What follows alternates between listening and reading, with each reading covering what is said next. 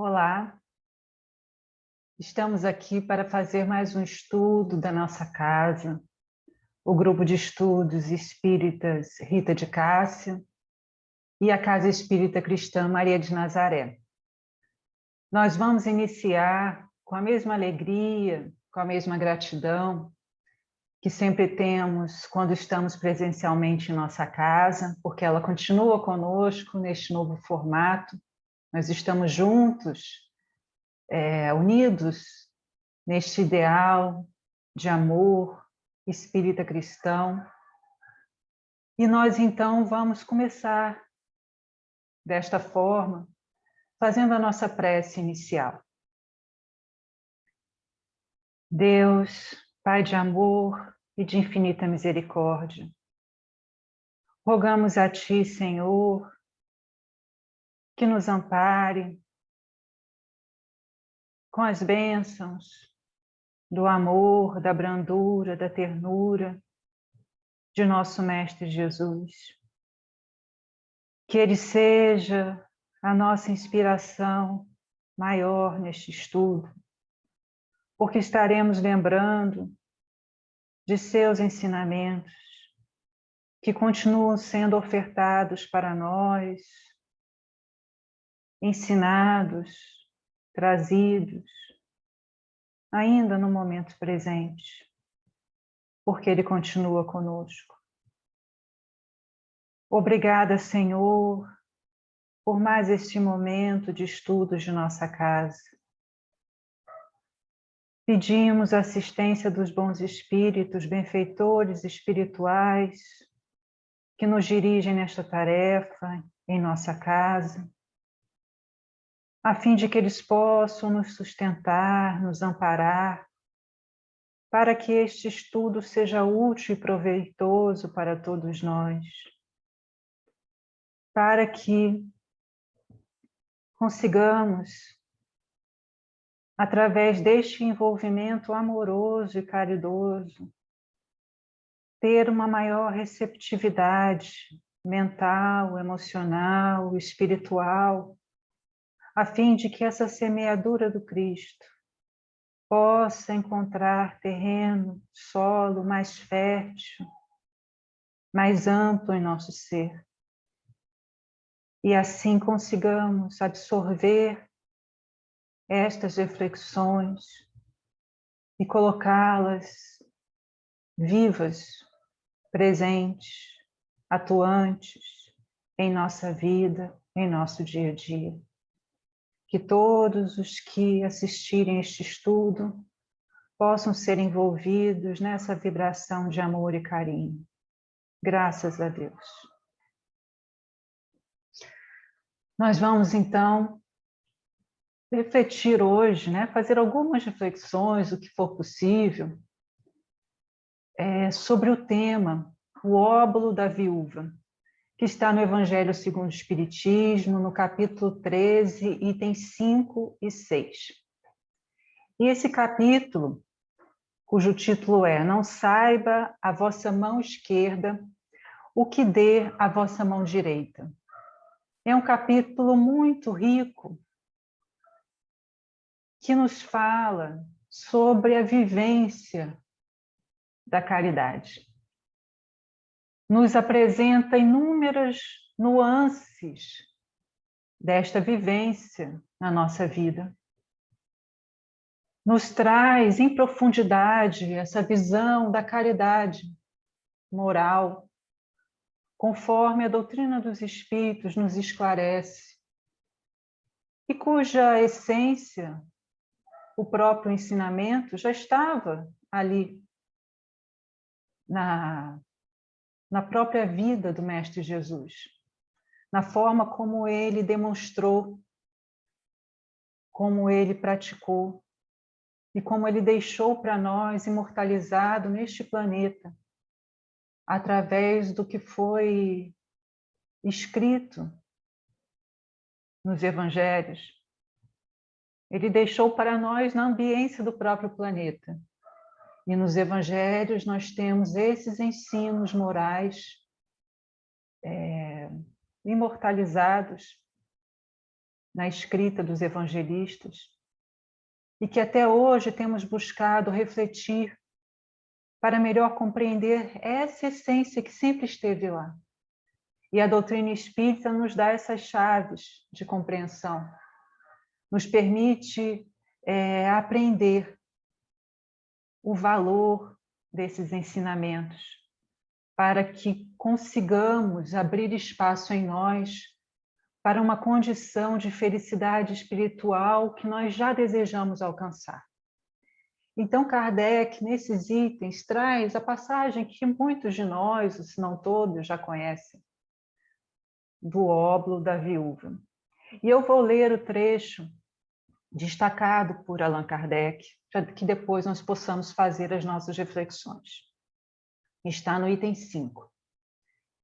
Estando Jesus sentado defronte do gasofilácio, a observar de que modo o povo lançava ali o dinheiro, viu que muitas pessoas ricas o deitavam em abundância. Nisso veio também uma pobre viúva, que apenas deitou 2 pequenas moedas, do valor de 10 centavos cada uma. Chamando então seus discípulos, disse-lhes: em verdade vos digo que esta pobre viúva deu muito mais do que todos os que antes puseram suas dádivas no gasofilácio. Por isso que todos os outros deram do que lhes abunda, ao passo que ela deu do que lhe faz falta. Deu mesmo tudo o que tinha para seu sustento. E esse trecho está presente nos Evangelhos de Marcos, capítulo 12, versículos 41 a 44, e no Evangelho de Lucas, capítulo 21, versículos 1 a 4. E Allan Kardec traz para nós reflexões muito importantes a partir desses ensinamentos que o Mestre Jesus destaca ali naquela cena que poderia ter passado desapercebida. Mas o olhar compassivo, piedoso, amoroso do Mestre Jesus, observando aquela cena, observando o modo como as pessoas ali presentes colocavam as doações no gasofilácio, ele apreendeu, tirou dali, daquela cena corriqueira e cotidiana, um ensinamento que ele deixou imortalizado para os seus discípulos e eles trouxeram para nós. O gasofilácio, na época, como nos traz uma nota no Novo Testamento, traduzido por Haroldo Dutra Dias, ele nos diz que no Templo de Jerusalém havia 13 caixas em formato de trombetas, colocadas nas paredes do átrio das mulheres com a finalidade de recolher doações. Então, no templo, o gasofilácio era o local estabelecido para a colocação, o depósito dessas doações. Então, era sabido, era cultivado nessa cultura este hábito que tinha como propósito o atendimento das necessidades materiais, né, das necessidades sociais daquela cultura, o atendimento daqueles que precisavam de amparo. Mas veja bem, a pobre viúva, da forma como Jesus traz para nós essa personagem, ela também necessitava materialmente de recursos. Mas ela também doou, se colocou nessa posição de doar.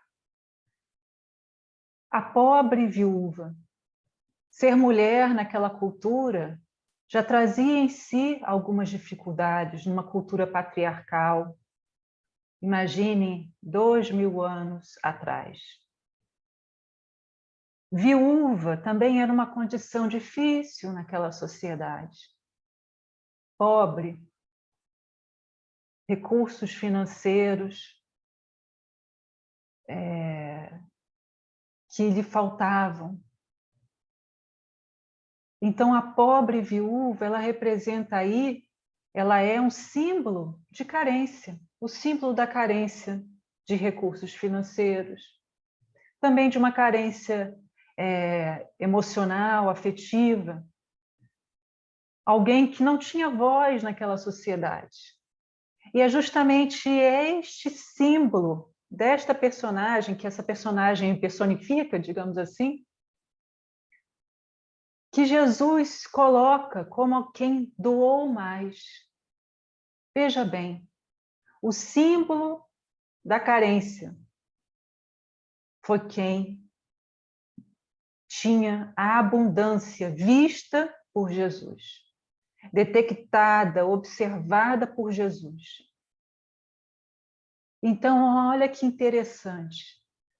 Entre aqueles que eram ricos financeiramente e tinham, por consequência, destaque naquela sociedade e doavam em abundância, isso gerava até, era observado, né? Porque num local onde todos passavam e poderiam, e já se tinha o conhecimento de que ali seria depositado as doações, e essa era uma atitude louvável, necessária numa sociedade que buscava ali cumprir as leis divinas da forma como compreendiam, e tinha um atendimento social louvável. Mas Jesus tira daí uma lição que Kardec vai analisar.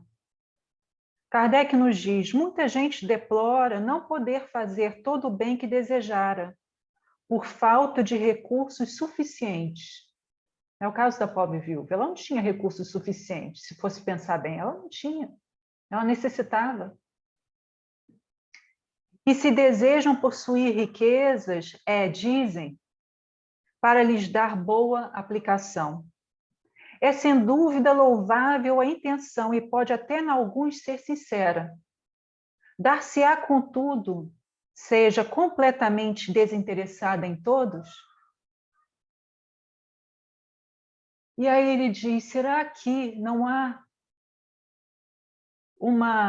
nesse movimento de pensar, eu preciso de recursos, eu desejaria ter muitos recursos para fazer o bem?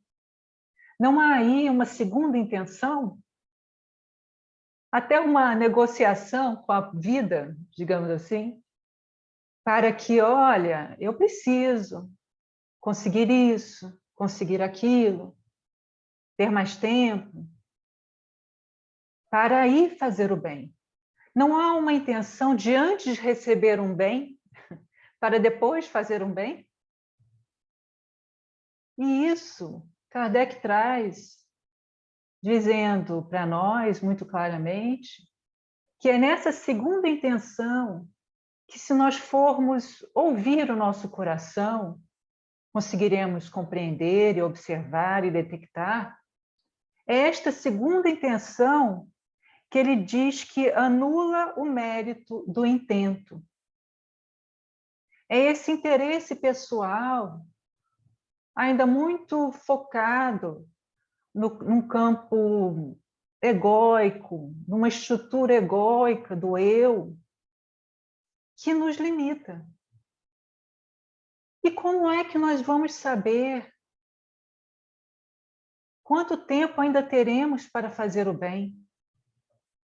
Como é que nós podemos negociar com a vida desta forma? Então, toda análise aqui vai também apontando para o que seja fazer o bem. É fazer o bem da forma como eu quero, ou é fazer o bem desinteressadamente, no sentido de servir a vida, viver numa comunhão possível que eu já possa com Deus, no sentido de o que vier, de solicitação da vida para mim através do outro, que eu posso oferecer o que eu tenho.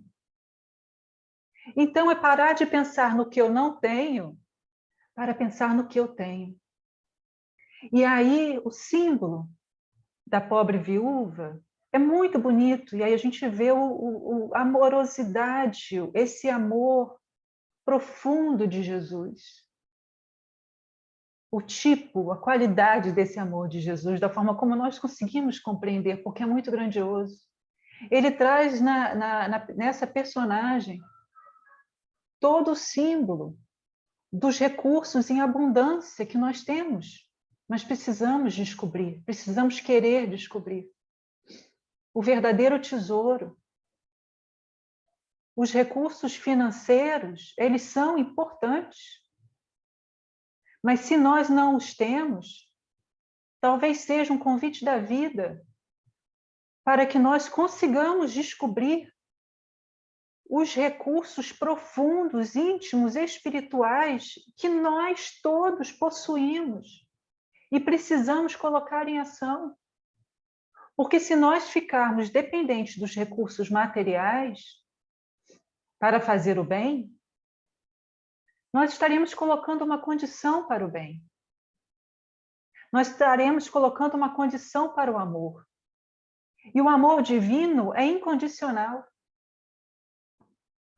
Porque quando nós precisamos de algo, nós, nas nossas orações, na nossa prece, nós pedimos, rogamos amparo e queremos, desejamos que essa solicitação chegue àqueles espíritos caridosos que já vivem a caridade, porque eles compreendem a necessidade e não medem recursos, esforços para nos atender.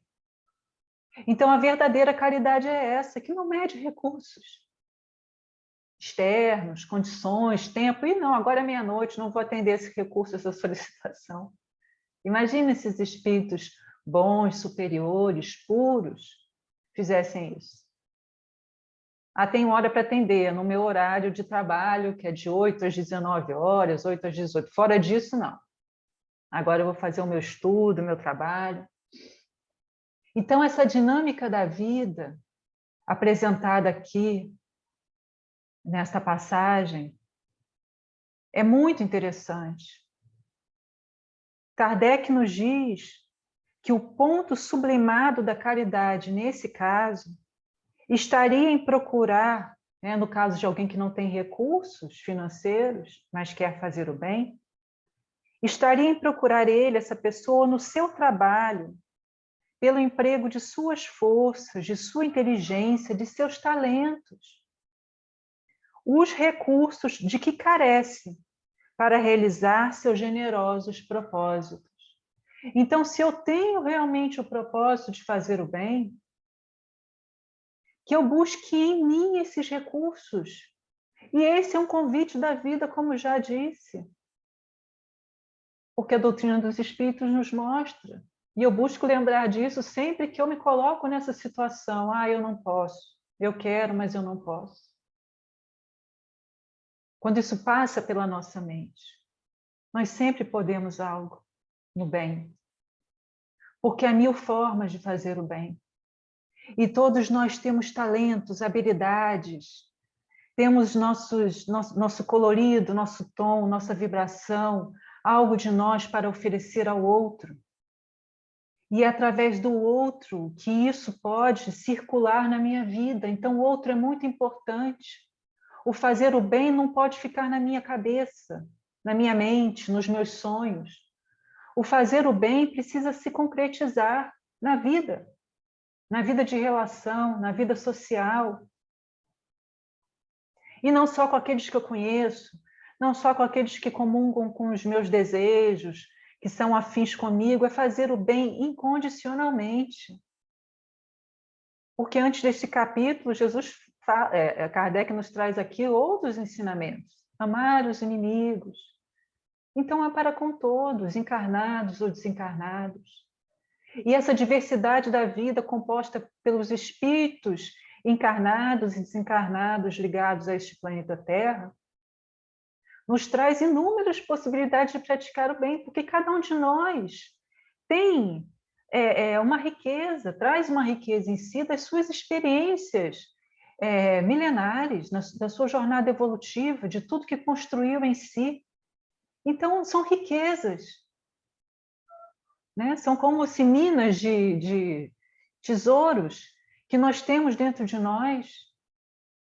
E muitas vezes a escassez de recursos financeiros é, de fato, este convite da vida, para que eu mergulhe em mim no sentido de encontrar, eu pare de olhar tanto para isso, que é algo material, temporário, que eu não vou levar, que quando eu recebo é para que sirva de instrumento ao meu autoaperfeiçoamento, de colaboração também no campo do bem, em prol da sociedade.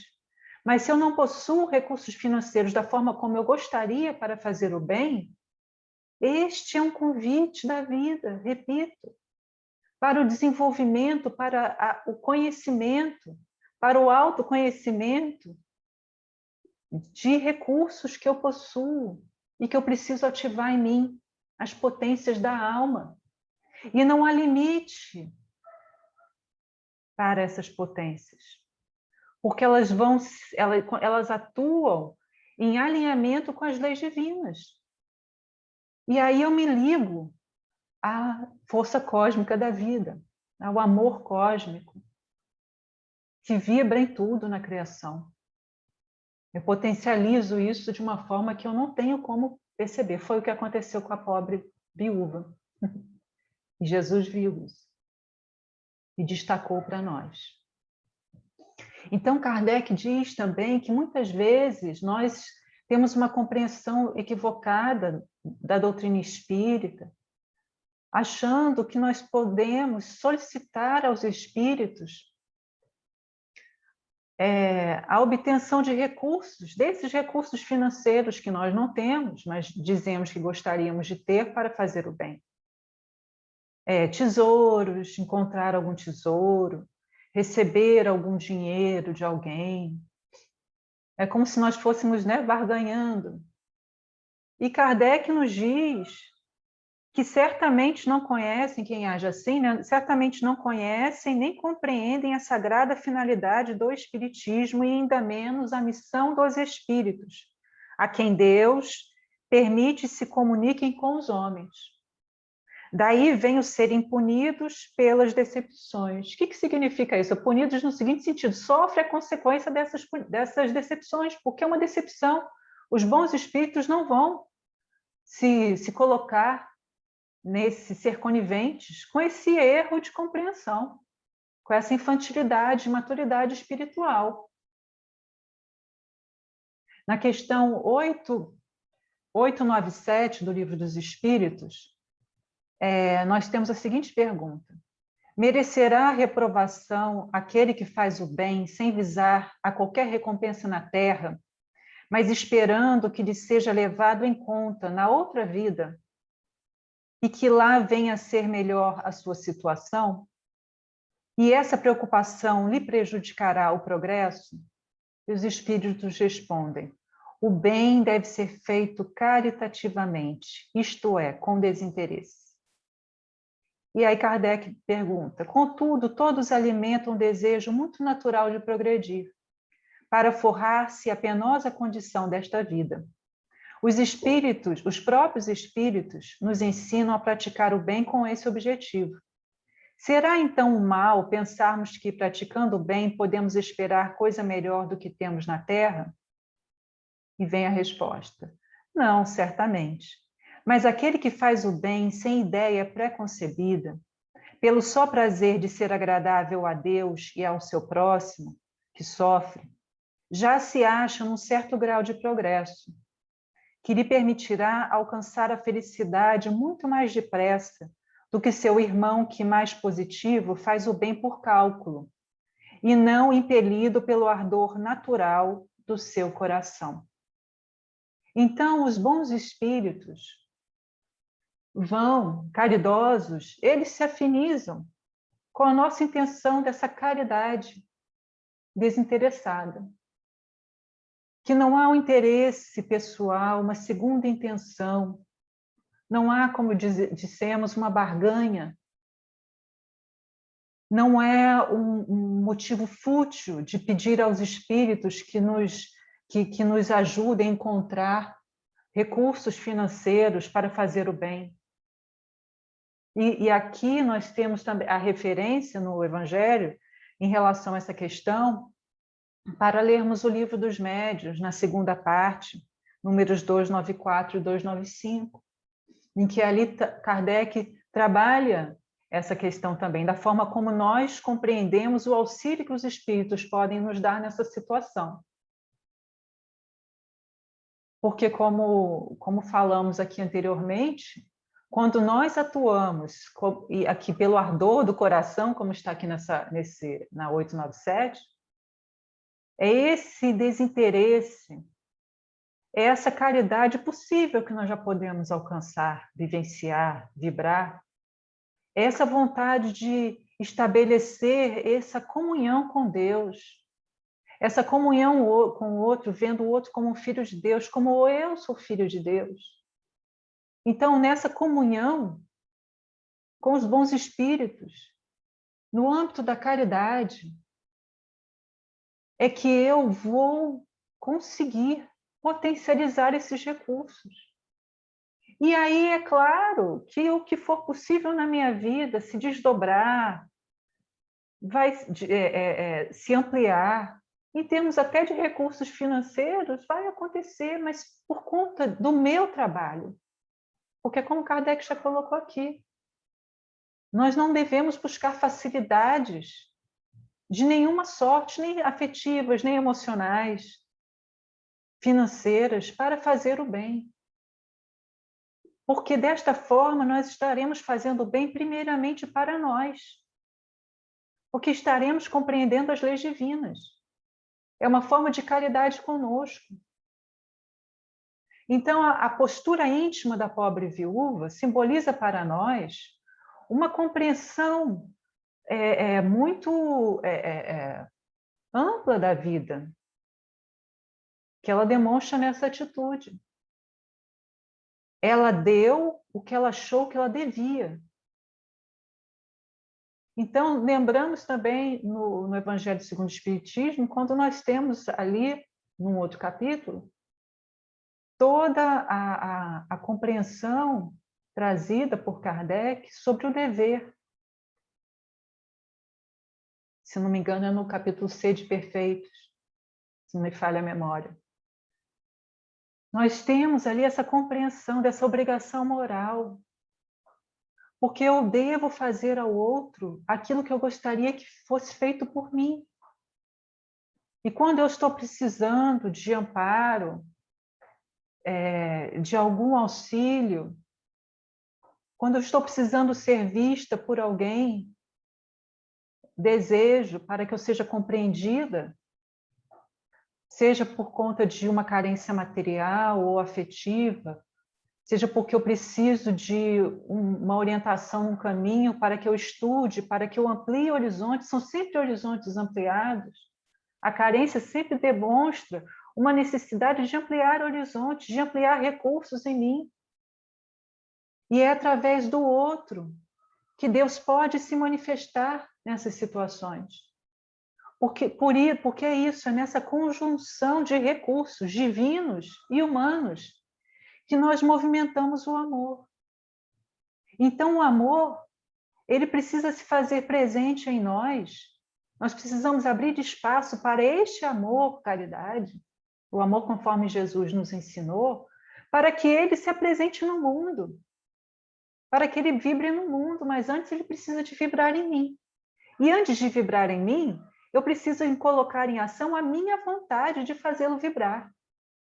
É como as cordas de um violino, por exemplo, ou de um violão. Eu posso ser um instrumento ainda muito simples e meio desafinado, mas existe ali as cordas da caridade. E eu posso tocá-las da minha forma. E aí, nesse trabalho, eu vou percebendo o som que fica mais de acordo com a caridade, a vibração da caridade, e vou até afinando o instrumento, vou aprendendo a tocar na medida que eu vou me disponibilizando a usar esse instrumento dessa forma. É diferente daquele instrumento muito aperfeiçoado, bonito, belo, desenhado, de uma forma propícia para que um grande músico toque. Um grande músico que conquistou essa habilidade pelo seu esforço, pelo seu trabalho, pela sua disciplina, pelo seu querer, na direção certa desse objetivo. Saber tocar uma música de forma harmônica. E aí ele encontra aquele instrumento e se apresenta. Mas não é porque eu, que ainda não tenho essa habilidade desenvolvida, não é eu porque ainda me vejo, né, como um instrumento ainda necessitado de aperfeiçoamento, que eu não vou me permitir tocar aquela música. É na minha disciplina colocada em ação, porque esse músico passou por essa etapa também, nesse exemplo que nós estamos dando de uma forma assim, né, metafórica. Esse músico também passou, podemos lembrar do Mestre Jesus, um espírito puro, crístico, responsável por esse planeta, nosso modelo e guia. Ele passou ele teve a sua jornada evolutiva de autoaperfeiçoamento até chegar nessa condição de um espírito puro. Nós estamos nessa caminhada. Então, o Mestre Jesus é a nossa referência. O amor, o amar, aprender a amar, viver o amor conforme Ele nos amou, é a referência. Façamos isso. Acreditemos, sim, que nós temos recursos íntimos que podemos movimentar. E se nós nos dermos essa oportunidade, aí nós estaremos nessa grande comunhão. E nós certamente nos surpreenderemos neste movimento, nesta ação, com os frutos que nós vamos produzir. É a semeadura do bem. É aquele terreno propício, a semeadura do Senhor, da vida. E nós fazemos a nossa parte. E o outro está nesse campo, porque eu não vivo sozinha, porque eu também sou o outro de alguém. E é nessa conjuntura, Deus, eu e o outro, que a vida se manifesta. E o outro é a criação divina.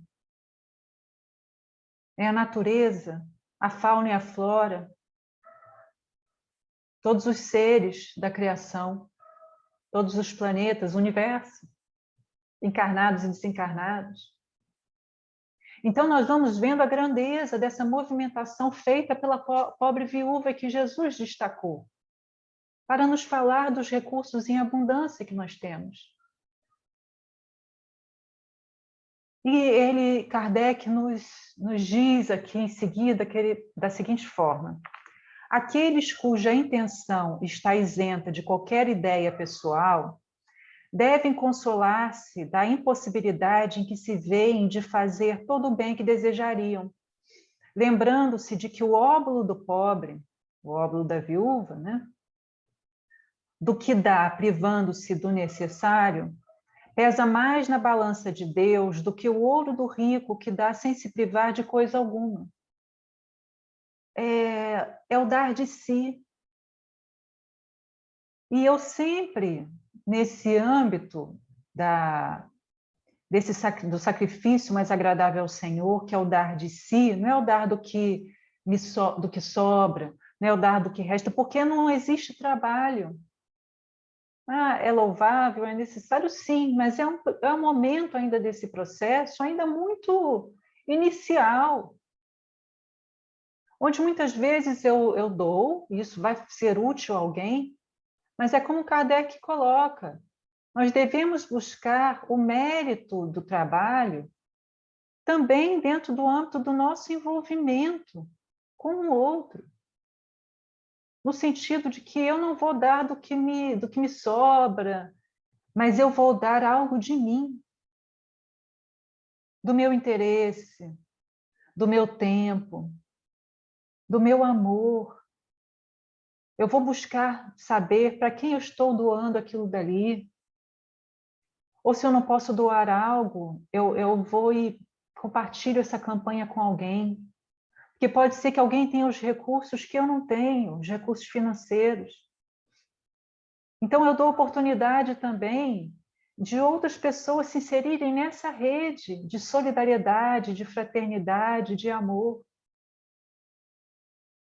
É eu abrir campo, inclusive, para que a sociedade possa conhecer todo o trabalho no bem que existe no mundo hoje.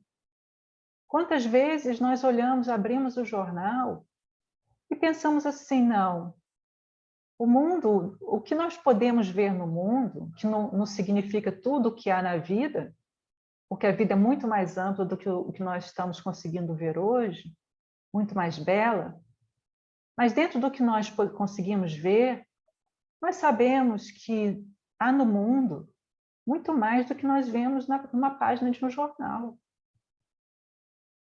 Então, compartilhar boas notícias é fazer o bem.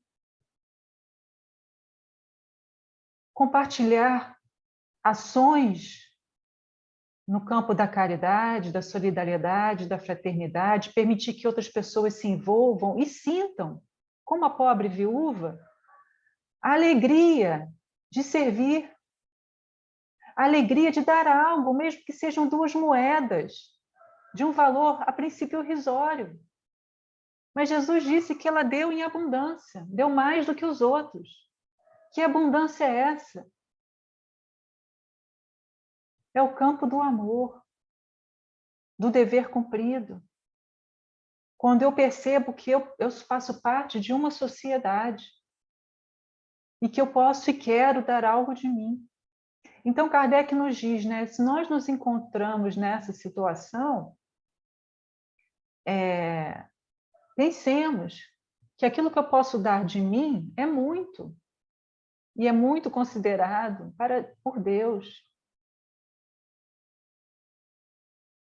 Eu me privo de algo, e aí nós vemos que muitas vezes pode ser isso no campo dos afetos, onde eu privo de um tempo que eu poderia usar para o lazer, para ouvir o outro que precisa de um ombro amigo.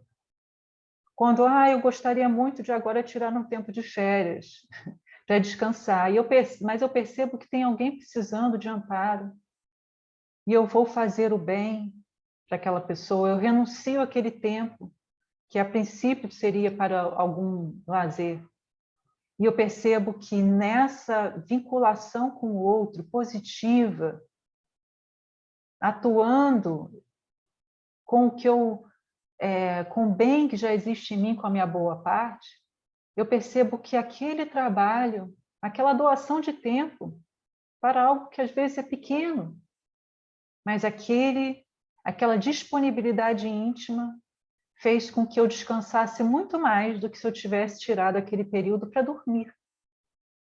É claro que nós precisamos descansar, mas o trabalho no bem nos renova.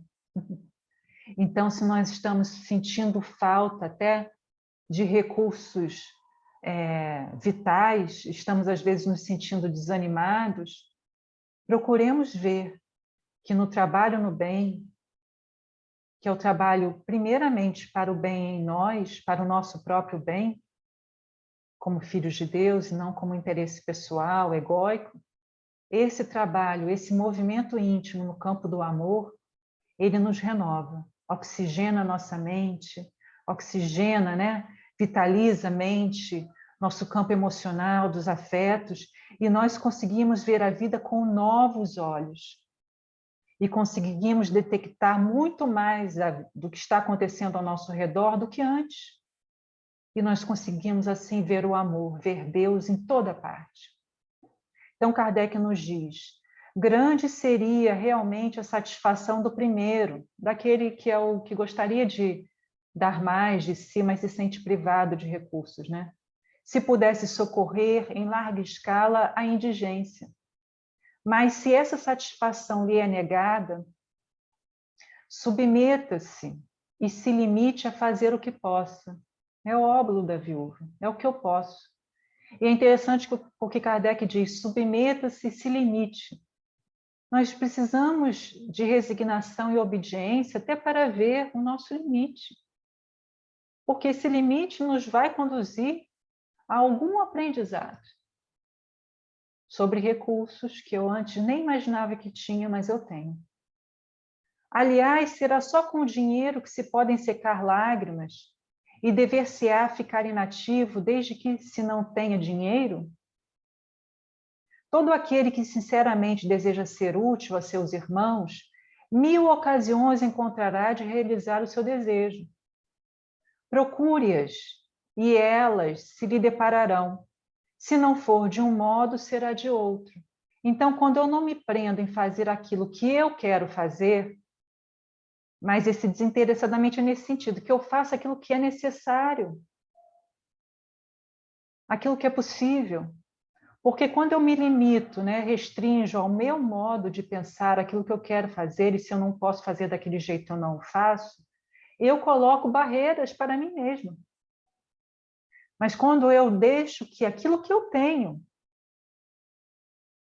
se movimente, flua, aquilo vai chegar onde é necessário, vai movimentar, esses recursos vão se multiplicar, como na parábola do semeador. Eu ofereci o melhor de mim, o terreno fértil, e aquela semeadura deu 100 por 1. Por aí. Então, não é pensar com a mente na escassez, mas na abundância da vida. Como Jesus nos falou, que ele viria para nos mostrar, nos fazer compreender a vida em abundância que há em nós e ao nosso redor. Então, é conectar-se não com a escassez de nenhum tipo de recurso, mas com a abundância das potências divinas que existem em mim e que dependem do meu querer, da minha vontade, do meu trabalho íntimo. Isso é progresso, isso é evolução, para que elas sejam ativadas e se desenvolvam e multipliquem, gerem frutos. Então, Kardec nos diz, né? Procure-as e elas se depararão. Se não for de um modo, será de outro, porque ninguém há que, no pleno gozo de suas faculdades, não possa prestar um serviço qualquer, prodigalizar um consolo, minorar um sofrimento físico ou moral, fazer um esforço útil. Não dispõe todos a falta de dinheiro, do seu trabalho, do seu tempo, do seu repouso, para de tudo isso dar uma parte ao próximo? Também aí está a dádiva do pobre, o óbolo da viúva. E para finalizar, eu gostaria de trazer um trechinho do livro Jesus e o Evangelho à Luz da Psicologia Profunda, em que Joana de Ângeles, no capítulo 13, no capítulo 19, a piedade, ela se refere a esse trechinho final citado por Kardec em relação à passagem do óbolo da viúva, e ela, inclusive, nesse capítulo, ela remete, né, ao capítulo 13 do Evangelho segundo o Espiritismo, item 17, que aí já é um item que trata das instruções dos espíritos. E no final desse texto ela diz assim: a viúva da narração não titubeou em doar tudo quanto tinha, que era quase nada, mas a sua foi a dádiva mais expressiva, porquanto os outros haviam dado o que lhes não fazia falta, ou por ostentação, por orgulho, já que teriam mesmo que os deixar na terra, quando a morte os convidasse ao retorno. Isto porque, à luz da psicologia profunda, ela compreendeu que também era ser humano, que fazia parte da comunidade, viúva, mas não extinta, que vibrava desejando que a sociedade se mantivesse nos níveis aceitáveis para tornar os relacionamentos interpessoais dignos, tornando-se necessária também a sua cota, por menor que fosse, e então ofereceu tudo de que dispunha. Estar vivo é participar do movimento humano, não obstaculizar a marcha do progresso, contribuir com seu quinhão, por mínimo que se apresente. Jesus sempre demonstrou a sua humanidade, nunca se eximindo de participar da vida ativa da comunidade do seu tempo. As bodas em Caná, as atividades pesqueiras no Mar da Galileia, as visitas aos enfermos, os cultos na sinagoga, as visitas ao Templo de Jerusalém, as festas tradicionais do seu país e do seu povo. E mais adiante ela diz: a sua piedade, de Jesus, era sinal de compreensão do processo evolutivo pelo qual deveriam passar os homens que aos sofrimentos faziam jus, mas que os poderiam ter diminuídos pelo esforço próprio se entregassem aos mecanismos terapêuticos do amor que liberta. E deu mesmo tudo o que tinha para o seu sustento. Ela cita novamente esse trecho. Lecionando que, à medida que mais se dá, mais se enriquece o coração de piedade e de alegria de viver. Então, queridos amigos, eu agradeço a atenção até agora, que nós possamos refletir sobre esses ensinamentos do Mestre Jesus, para que a nossa vida seja mais abundante de recursos no amor, em benefício de todos nós. Muito obrigada. Até logo.